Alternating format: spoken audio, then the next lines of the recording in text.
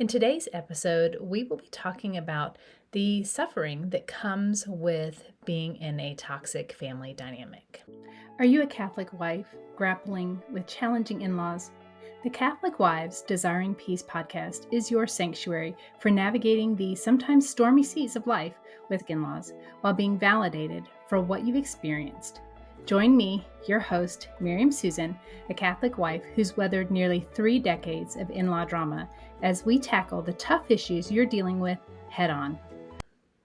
Hi, Miriam Susan here. Welcome to today's episode. Today we're going to be talking about some of the suffering that we endure as Catholic wives who married into a toxic dynamic, and some of the sufferings that we witness for our husbands and for our children. And the idea for this podcast actually came during Mass for Ash Wednesday. As you can see, if you're watching the video, I've got my ashes on my forehead. As I was sitting there in Mass, I was thinking about the fact that we are entering into a season of penance, and how a lot of times I have seen Catholic wives talking about how this is just their cross to bear, to have a toxic family dynamic, whether it's their own family or the family that they married into, and how this is just something that this is our cross, this is our thorn, this is something that God has given us as an opportunity to offer up for penance and offer up to Him. And I just want to give a different perspective. Now, of course, there are things that will cause suffering in our lives, whether it is a personal issue, maybe we have a health condition, maybe we have something that is just personally wrong with ourselves, that is a suffering that we can't really escape from, we can't distance ourselves from. And then there are types of suffering that we take on as wives or mothers, and we see the suffering of our husbands because of certain things, or our children because of certain things. And there are some instances where we are absolutely called to endure, forbear, and live with certain types of suffering. And then there are other types of suffering that perhaps we are not called to carry, that we are not called to simply grin and bear it or become a martyr for whatever the suffering is. And I think one of those situations does happen to fall under this toxic in-laws dynamic. Now, I will fully admit that there are some in-laws who are really not that toxic. Maybe they just have a personality conflict with you. Maybe, you're just like oil and water, and you just don't ever really find a way to truly get along with your in-laws. And that in of itself can be definitely refining. It can be opportunity for you to grow in your patience and to grow in learning how to love those who are hard to love. But there are other circumstances where there's something really wrong. So I wanted to kind of flesh out what might be kind of the dividing line between things that you're just going to learn how to live with versus really toxic situations. And I think for me, the dividing line seems to be when there are times when, I don't see eye to eye with someone, and it's not really a big deal. It's not a critical issue. Even with my husband, or even with my children, even with my parents, my siblings, there's been times when we just don't view things from the same perspective. And so those are things that I feel like are opportunities for us to humble ourselves, to try to find ways to be still loving and kind towards our loved ones, towards our friends, towards our neighbors. Like political divisiveness, that's a way that really is not necessarily a reason to cut off contact. It's not a reason to, end a relationship. But when it comes to really, truly toxic dynamics, I think that's where we can start to maybe have a more cautious approach to those relationships because they cause us harm. So that's the definition I'm using for what the dividing line is. Is this person actively causing you harm? And it doesn't have to be physical harm. You don't have to show any scars. It can just be emotional, mental, psychological, spiritual harm by continuing a relationship with a specific person. When you start to see issues where somebody is actively working against you, when they are taking steps to be manipulative, they are taking purposeful steps to be toxic, they are taking purposeful steps to harm you or your family or your relationship with your family, I think that's where a line has to be drawn.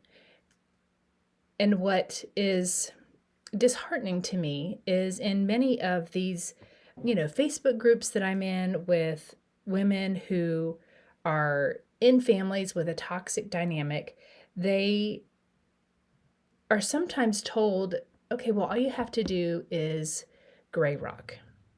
And gray rock is a term used in circles with toxic dynamics, toxic relationships, where you just try to almost become like a rock in a conversation and you don't fuel the toxic person at all. You don't give them anything in terms of any kind of emotional response. So if somebody says, so it looks like you've gained a little weight. Yeah, probably. Or if somebody says, gosh, your son is really acting up. He didn't used to act like that. Yeah, it's been a little bit different. And you have these responses where it's just, there's no emotion. You don't engage. You really don't engage. You're not being rude, but you're not engaging. And there are times when, yes, that is an appropriate response and that is an appropriate way to deal with certain relationships. But if a person is really toxic and they are really engaging in behavior that is sinful, they are unrepentant, and it's a repetitive pattern, then I think that's when we look to the examples of Jesus and say, okay, he is not calling me to remain in this. Yes, he suffered. He was Christ. He was God. But we don't have to stay being a doormat. We don't have to stay being somebody's punching bag. He is not calling us to do that. And so one of the best examples I have ever heard about an example of what Jesus would do and how he interacted or didn't interact with people is after his crucifixion. So a lot of people will say, well, Jesus, he hung out with Judas. He knew Judas was going to betray him, but yet he kept him with him. He kept him close until he was betrayed, right? But Jesus didn't chase after Judas. When he left, he left. And Jesus didn't chase after him. And then after Jesus was crucified, who did Jesus come back to? He came back to those who loved him, not those who abused him, not those who persecuted, who scourged him, who hung him up on the cross, who ridiculed him while he was dying on the cross. No, he did not go back to those people. He went to those who loved him, who were his followers, who believed in him. And so that is a pretty compelling argument as to why you don't have to stay in an abusive situation. If you have in-laws who have shown that they will at any moment try to turn your children against you, they undermine your authority as a parent, if they try to wiggle their way in to your marriage and try to turn you and your husband against each other, that is not healthy. And this is my lay opinion, so take it for what it's worth. This is my lay opinion that it is a relationship, if it's that toxic, that Jesus would say, you need to focus on your marriage, focus on your children, and those other secondary, tertiary relationships have to be pushed aside while you focus on staying true to your marriage vows, staying true to your vocation as a parent. And some of those relationships may have to wither. Like I said, I've seen so many comments, so many posts in Facebook groups, including one just this week about a woman who happens to have a toxic mother who caused some pretty traumatic issues with her child.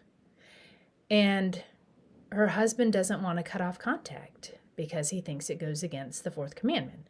So I referenced my last episode and when we talk about the commandment to honor your father and mother and what that might really look like. And one of the pieces of advice she got was to just gray rock. And for me, I know that my two primary responsibilities are within relationships on earth are to my husband and to my children. And if my child is not old enough to protect themselves, to defend themselves, to be able to know how to speak up for themselves, then it's my job to do it. It's not my job to placate a person who has actively caused harm to my child, has not apologized, not said they're sorry, and not repented, change their ways. It's not my responsibility to try to maintain that relationship at the cost of my child's health.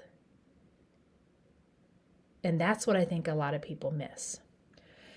So bringing it all back to this season of Lent that we are entering into, this time of penance, I would highly encourage you to really and truly pray and ask God what He is asking of you in terms of the suffering that you are enduring because of your toxic in-laws, the suffering that you're witnessing your husband enduring because of his toxic parents, the suffering that you see happening to your children because of the toxic in-laws. And really seek out advice from not just one person. If you hear from only one person, that's only one person's perspective. So please don't just take me at my word. Talk to your priest, talk to your spiritual director. Let them know what exactly is going on. And don't be afraid to seek more advice. A priest is a priest. They're not trained counselors.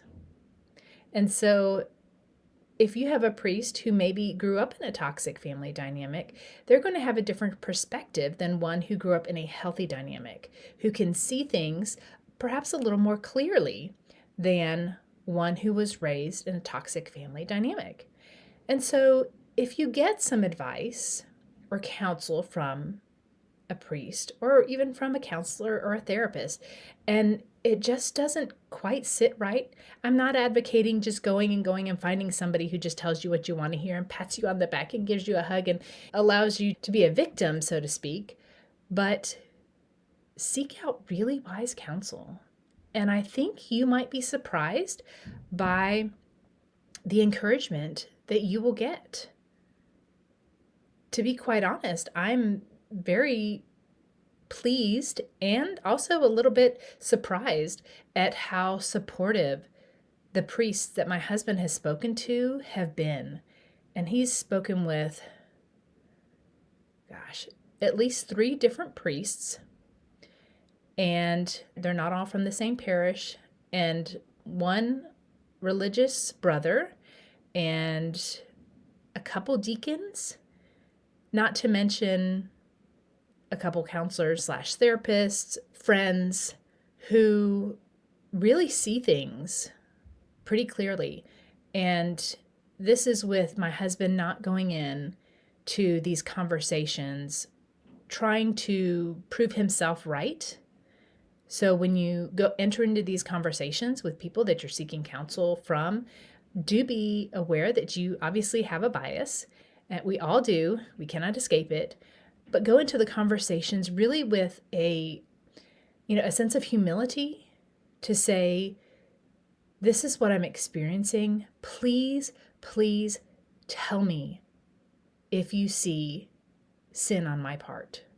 I need to know. I need to know if there is sin on my part so I can do an examination of my own conscience and I can seek forgiveness. I can seek to repair things that I can repair. Don't go into these relationships like many of our toxic in-laws do with an agenda. I need you to prove that I'm right, and I'm going to convince you that I'm right and this other person is wrong.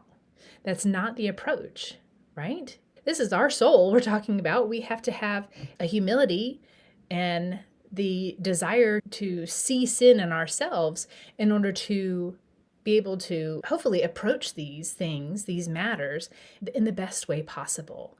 And so, like I said, I encourage you to pray and pray for your husbands and pray for your children and pray for your toxic in-laws because they really need prayer. They really need prayer. And think about this during this Lent, that perhaps this cross that you bear is one that Jesus might be saying, it's okay for you to set this down. It's not one for you to carry.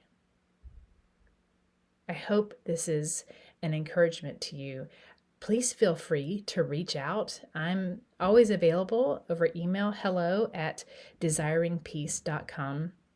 I've experienced so many things, and you'll learn more about the things that I've experienced as this podcast continues on. But I'm here. I'm willing to listen to what's going on because I know it's hard and I know it's lonely and it's a very isolating thing because it's not exactly something that you go up to somebody after seeing them in passing or walking through the grocery store and, hey, guess what? Yeah, my in-laws are, it's not. And so I can't tell you how helpful and how much it really lightens the burden to have somebody else to talk to who really and truly understands what you're going through. Your friends might not understand. Your friends might have amazing relationships with their parents and their in-laws, and they cannot imagine the things that you're going through. But I get it. I get it. So as we go through Lent, I hope that you will, do take time to pray for your in-laws. Pray for clarity of your part of this situation, because we all have a part to play, and really take time to really examine your own heart, your own conscience, and see, do you have any part in the strife, in the struggle, in the thorniness, the prickliness of the relationship, and for your husband as well. And there might be a situation, you might be in a situation where it is appropriate and it is better for your marriage, better for your children, and even better for your in-laws to pull back. And I'll talk about this. I just want to bring this up real quick before I close out. But one of the things that we didn't realize for years. I mean, my husband and I will be married 28 years later on this year. And so for years, decades, we didn't realize that by maintaining a relationship at the level we did with his parents was enabling sinful behavior on their part. And so we don't want to be an enabler of sin, no matter who it is. If we know somebody is an alcoholic, we don't want to offer that person a drink.